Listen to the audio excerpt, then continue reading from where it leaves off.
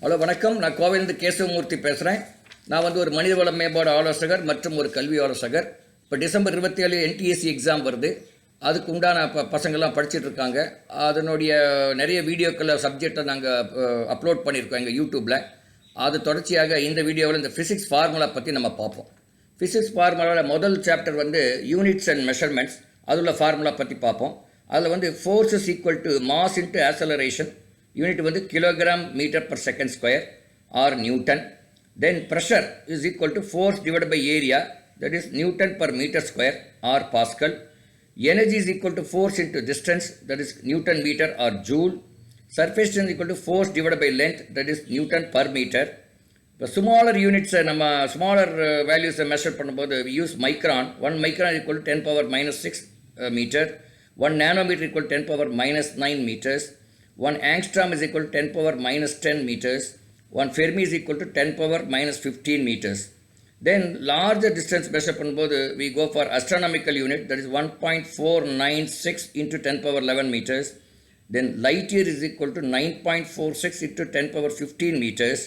Parsec is equal to 3.08 into 10 power 16 meters. Then peta அப்படிங்கிறது 10 power 15, tera அங்கிறது 10 power 12, கிகாங்கிறது 10 power 9. இப்போ அடுத்தபடியாக நம்ம அந்த லா ஆஃப் மோஷனில் உள்ள இதை பார்ப்போம். லா ஆஃப் மோஷனில் என்னென்ன யூனிட்ஸ் இருக்குது, என்னென்ன ஃபார்முலாஸ் இருக்குது அப்படிங்கிறத நம்ம பார்ப்போம். லா ஆஃப் மோஷனில் உங்களுக்கு நியூட்டன்ஸ் 3 லா இருக்குது. அதில் உள்ள ஃபார்முலாஸ் பார்த்தீங்கன்னா ஒன்று v is equal to u plus at, where v is the final velocity, u is the initial velocity, and a is the acceleration, and t is the time. இன்னொரு formula is equal to s equal to ut plus of at square. இங்கே s refers to the distance. Then another formula equal to v square is equal to u square plus 2as. இதெல்லாம் ஒரு linear மோஷனுக்கு உண்டான formula. அடுத்தது centripetal மோஷனில், அதாவது circular மோஷனில் உள்ள formula என்னென்னா centripetal force is equal to M V square by R அப்படின்னு பேர். அதாவது M is mass, V is velocity, R is the radius. அடுத்தது if body is free falling பாடியாக இருந்தால் அதுக்கு u equal to 0, a equal to g. a acceleration equal to gravitational acceleration, அது இருக்குது g. Okay, அடுத்து அந்த லா ஆஃப் மோஷன்லேயே உள்ள continuation உள்ள சில இதெல்லாம் பார்ப்போம். ஸோ மொமெண்டம் அப்படின்னு நம்ம படிச்சிருக்கோம் லா ஆஃப் மோஷனில். Momentum is equal to mass into velocity, that is equal to mv, that is kilogram metre per second. Then force equal to mass into acceleration, அது நம்ம முதலே பார்த்துட்டோம், equal to newton. Then conservation of momentum is equal to m1 u1 plus m2 u2 is equal to m1 v1 plus m2 v2. அங்கே u1 and u2 are initial velocities, v1 or v2 are final velocities, and m1 m2 are masses. Newton law of gravitation is equal to F is equal to g m1 m2 by d square. அப்புறம் weight is equal to mg, where m is the mass and g is the acceleration due to gravity. These are the formulas which come under law of motion. Then we will go to what is called electric charge அப்படின்னு பார்ப்போம். Electrons movement gives electric charge. So what are the formulas are there in electric charge and magnetic force அப்படின்னு பார்த்தா, charge of one electron is equal to E, that is 1.6 into 10 power minus 19 coulomb. Number of electrons in 1 coulomb is equal to 6.25 into 10 power 18. 1 microcoulomb is equal to 10 power 1 micron coulomb is equal to 10 power minus 6 coulomb. அப்புறம் 1 picocoulomb is equal to 10 power minus 12 coulomb. 1 nanocoulomb is equal to 10 power minus 9 coulomb. Then V is equal to W by Q அப்படிங்கிற formula. V is the potential difference, W is the work done in joules, and Q is the amount of charge. அப்புறம் டிரான்ஸ்ஃபார்மர்ஸில் என்ன formula இருக்குன்னா, number of primary turns NP divided by number of secondary turns NS is equal to primary voltage VP divided by secondary voltage VS. இதெல்லாம் formula related to electric charge and magnetic இது. அடுத்தது அதே எலக்ட்ரிசிட்டியில் கண்டினியூவேஷனில் நம்ம என்ன இருக்குதுன்னு நம்ம பார்ப்போம். எலக்ட்ரிசிட்டி கண்டினியூவேஷனில் ரெசிஸ்டன்ஸு எல்லாம் இருக்குது. Suppose our resistance is connected in the electrical circuit, the resistance of a conductor is equal to R is equal to V divided by I. The unit of resistance is ohm.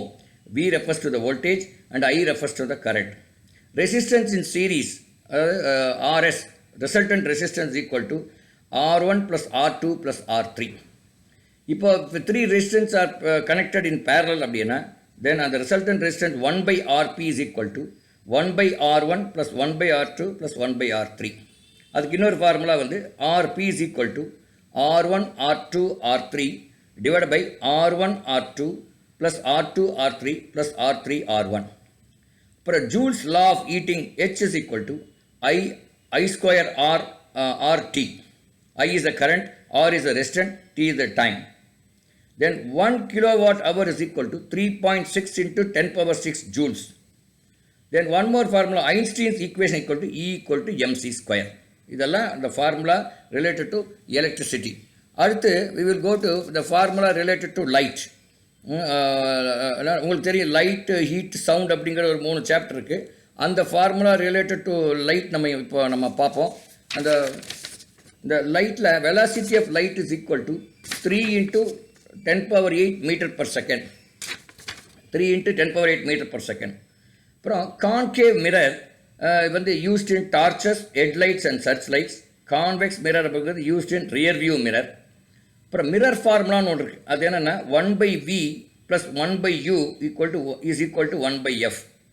V is the distance of image, U is the object distance and F is the focal length. I repeat, 1 by V plus 1 by U equal to 1 by F. அப்புறம் lens ஃபார்முலான்னு ஒன்று இருக்குது. அது வந்து 1 by F is equal to 1 by V minus 1 by U. Power of lens P is equal to 1 by F. Refraction of light அப்படிங்கிற சப்ஜெக்டில் Snell's லான்னு ஒன்று இருக்குது. That is mu equal to sin I by sin R, where I refers to angle of incidence and R refers to angle of refraction. இதெல்லாம் அந்த formula that come in light. அடுத்தது the formula that come in heat and sound என்னன்னு பார்ப்போம். Heat and சவுண்டில் என்னென்ன formula வருதுன்னு பார்ப்போம்.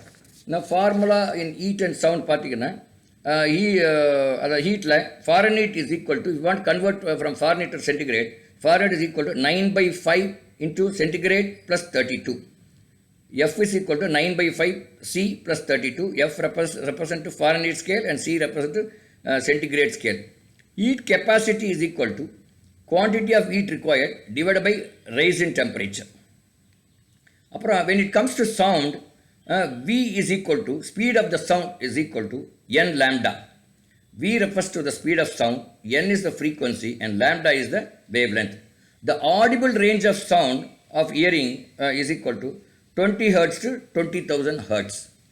இதெல்லாம் முக்கியமான ஃபார்முலாஸ் ஃபிசிக்ஸில். இந்த ஃபார்முலாஸ்லாம் தெரிஞ்சுட்டு நீங்கள் இந்த எக்ஸாம் போனீங்கன்னா வெற்றிகரமாக நீங்கள் இந்த எக்ஸாமை எழுதிடலாம்.